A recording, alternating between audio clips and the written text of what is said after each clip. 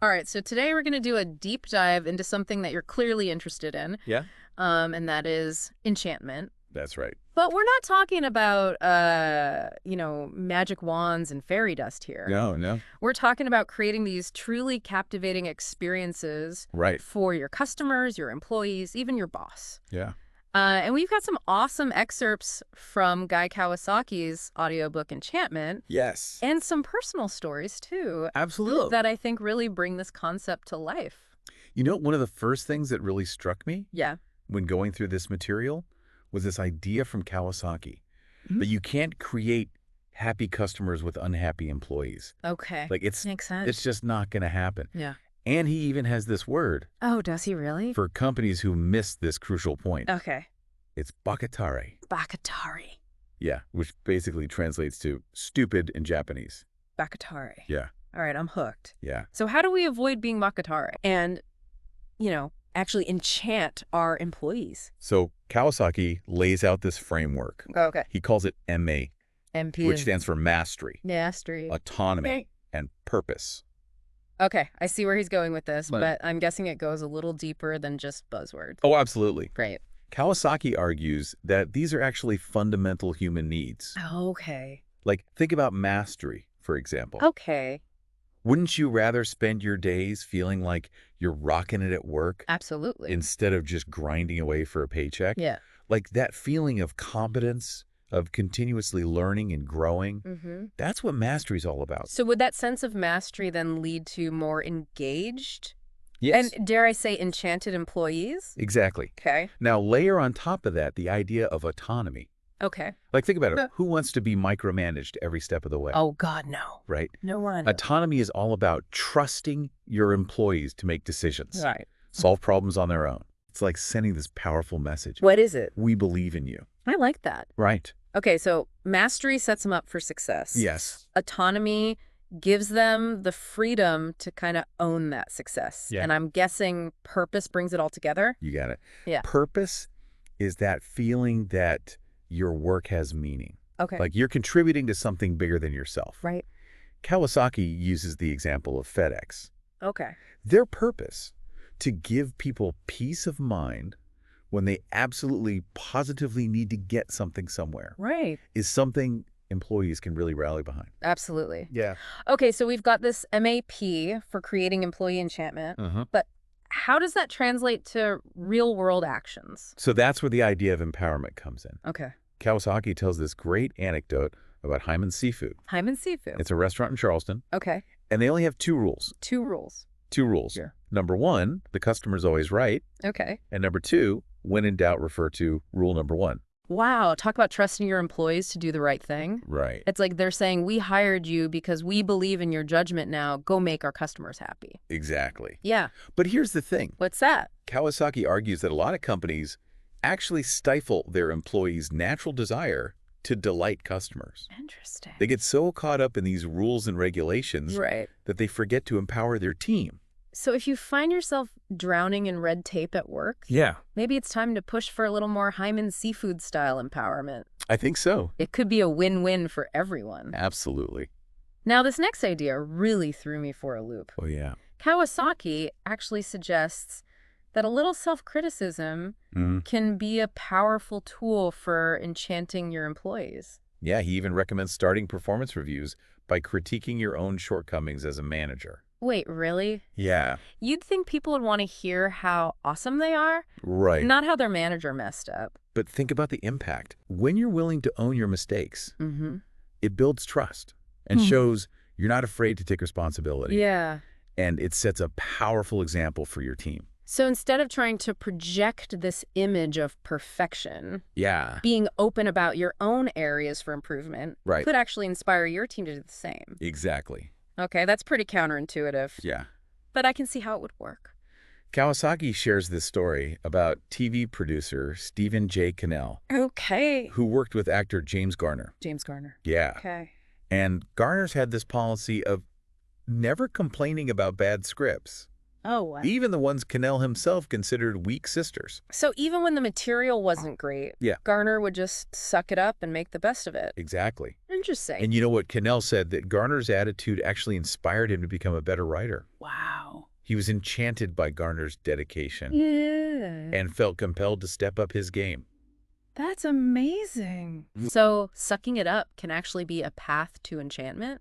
Sometimes. I'm starting to see a theme here. Right. It's not about blind obedience. Right. But understanding that sometimes tough situations call for resilience. Right. And a focus on the bigger picture. So, like, sometimes you got to power through those weak sister tasks. Yes. To reach that bigger goal. Precisely. Okay. Now let's flip the script for a second. Okay.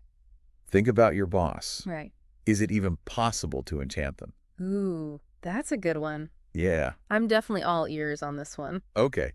Well, Kawasaki has this seemingly counterintuitive advice. Oh, yeah. The best way to enchant your boss is to make them look good. Okay, on the surface, that sounds a little self-serving, Right. but I'm guessing there's more to it than that. Right. Think about it. Okay. When your boss shines, the whole team benefits. Oh, okay. Projects get greenlit, resources flow more freely, and everyone wins. It's not about sucking up. It's about understanding that your boss's success ultimately paves the way for your own. So how do we actually do that?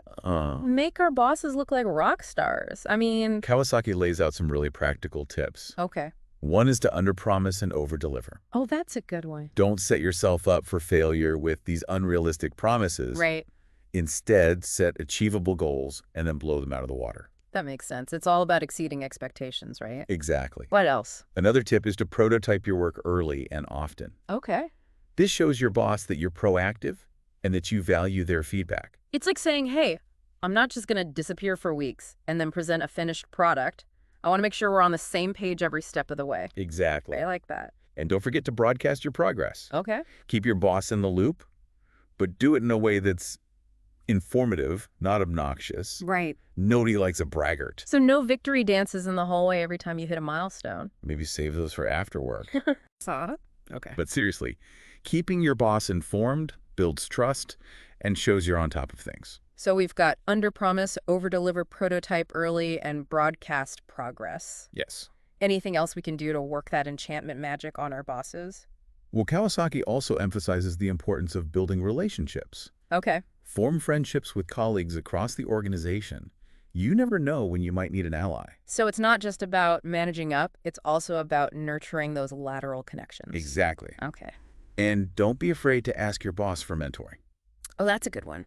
Most bosses are actually flattered when their employees seek out their guidance and advice. That's a good point.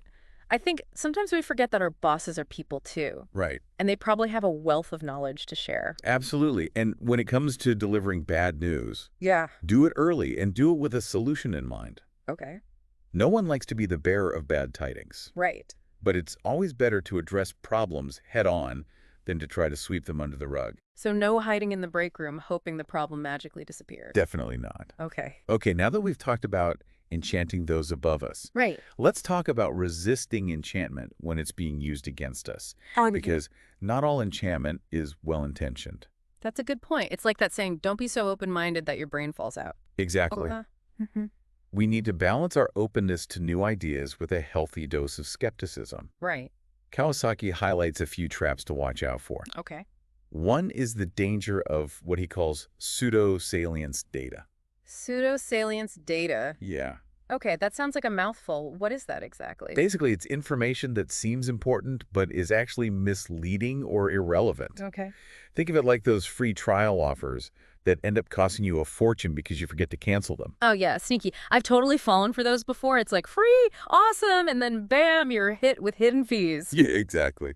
So how do we avoid falling for this pseudo-salience data trap? It's all about looking beyond the surface. Okay. Don't be swayed by flashy numbers or attention-grabbing headlines.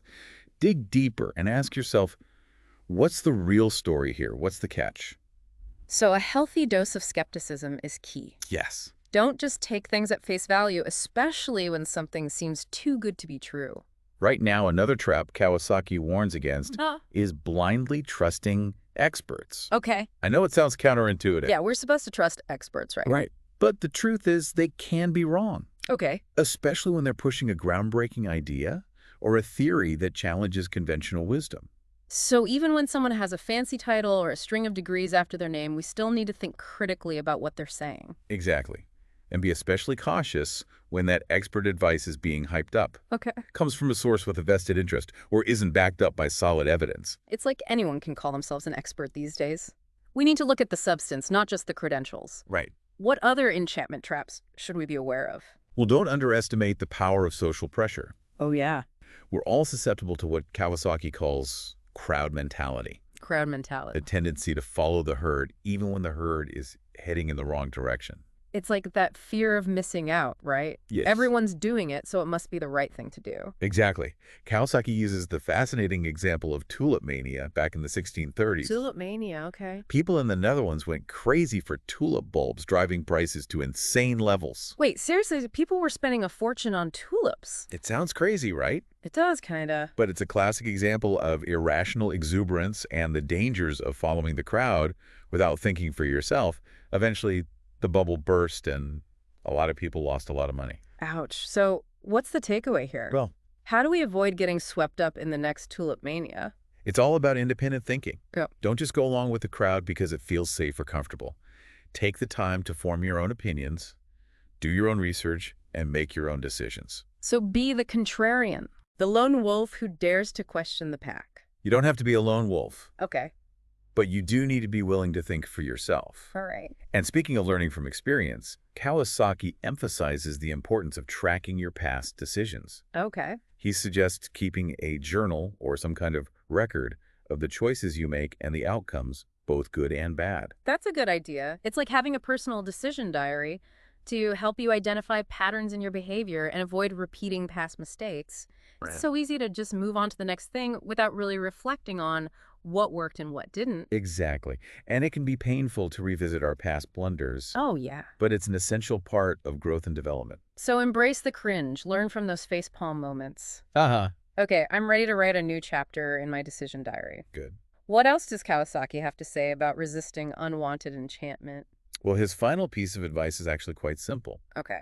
Allow yourself to be enchanted in small ways. Oh. Life is too short to resist every little indulgence. It's about finding a balance. So don't be afraid to treat yourself to that extra scoop of ice cream or buy that quirky souvenir that catches your eye. Right. Life's about enjoying the little things, right? Exactly. If you're constantly on guard against every persuasive message or tempting offer, you'll miss out on some of life's simple pleasures.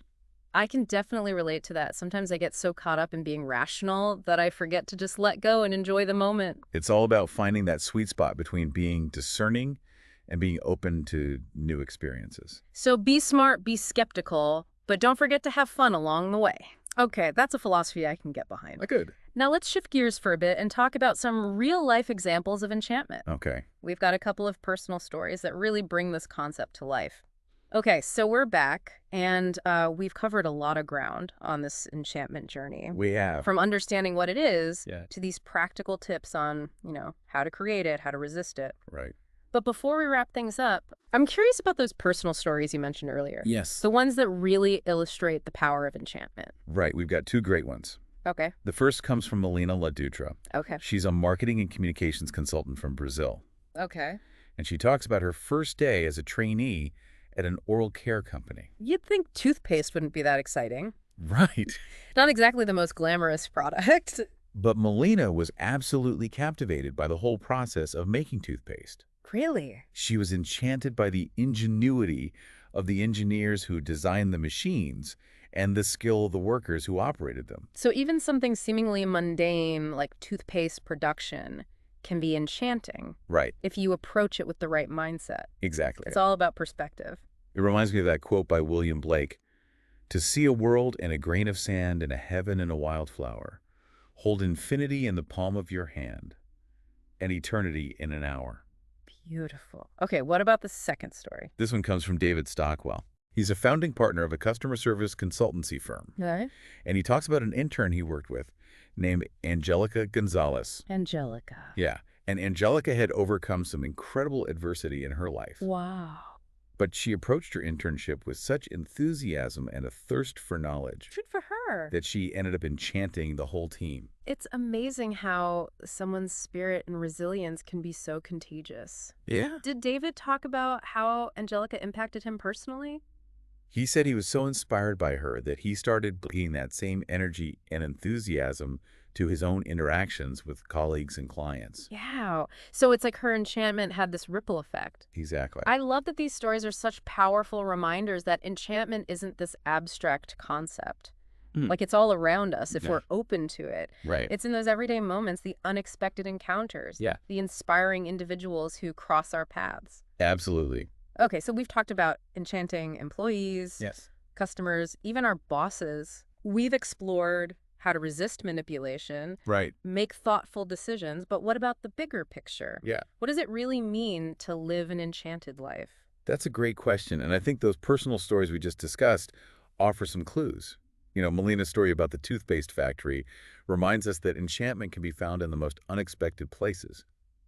It's about approaching the world with a sense of curiosity and wonder, that childlike sense of awe. And David's story about Angelica highlights the power of the human spirit to inspire and uplift those around us. It's about finding joy in the face of adversity and letting that joy radiate outward. Yeah, we connect this to the bigger picture. I think enchantment is ultimately about connection. Connection. It's about connecting with our work, with the people around us, and with something larger than ourselves. And that sense of connection, that feeling of belonging and purpose, that's what really makes life worth living. Absolutely. Remember Kawasaki's MAP framework for employee enchantment. Mastery, autonomy, and purpose.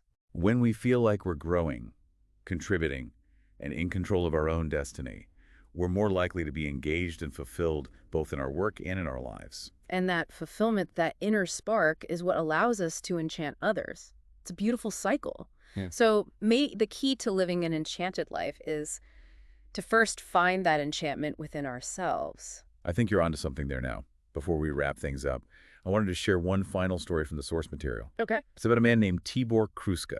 He's an entrepreneur from Hungary. Okay, what did Tibor do that was so enchanting? Well, he was so captivated by Guy Kawasaki's book, The Art of the Start, that he flew all the way from Europe to the U.S. just to buy a copy. He flew across the Atlantic for a book? He'd seen a video of Kawasaki presenting the book and was so impressed that he couldn't wait to get his hands on it. Wow, talk about dedication. There must have been something really special about it. Right, and it makes you think, what book idea or experience has had such a profound impact on you that you'd go to great lengths to support it? What has truly enchanted you? That's a great question to ponder. What has lit that fire within us? Yeah. What makes us want to share that passion with the world? That's the essence of enchantment, isn't it? Yeah. It's about finding those things that spark our joy and then sharing that joy with others. Well, on that note, I think we've reached the end of our enchantment deep dive. We've explored a lot of fascinating ideas, and I hope you found this journey as insightful as I have. It's been a pleasure exploring this topic with you. And remember, the journey of enchantment is ongoing. It's about staying curious, staying connected, and embracing those moments of awe and wonder that make life so extraordinary. Beautifully said. Thanks for joining us on this deep dive into enchantment. Until next time, may your days be filled with magic.